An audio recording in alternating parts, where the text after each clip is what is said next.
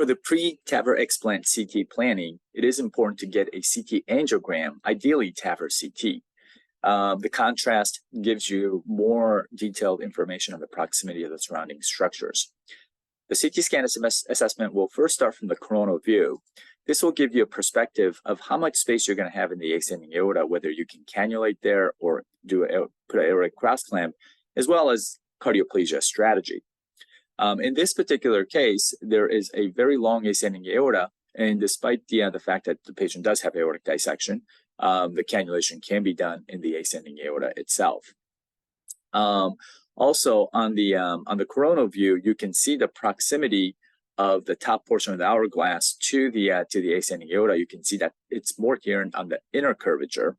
And we also look at how deep that valve is implanted. If the valve is implanted deep, then it could be adherent to the anterior leaflet of mitral valve or the membranous septum. Then I switch over to the axial view and actually look at the proximity of the valve to the ascending aorta.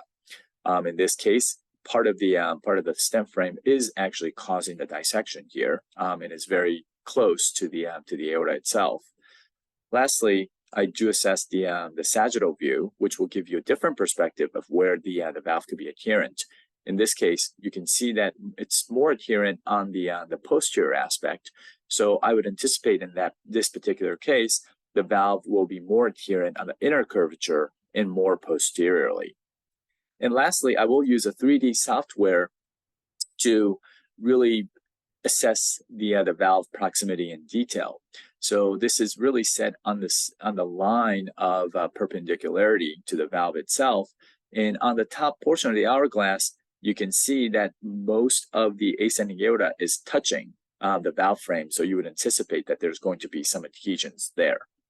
I also will measure the distance from the top portion of the hourglass to the base to just give a rough estimate of how far that valve is going to be.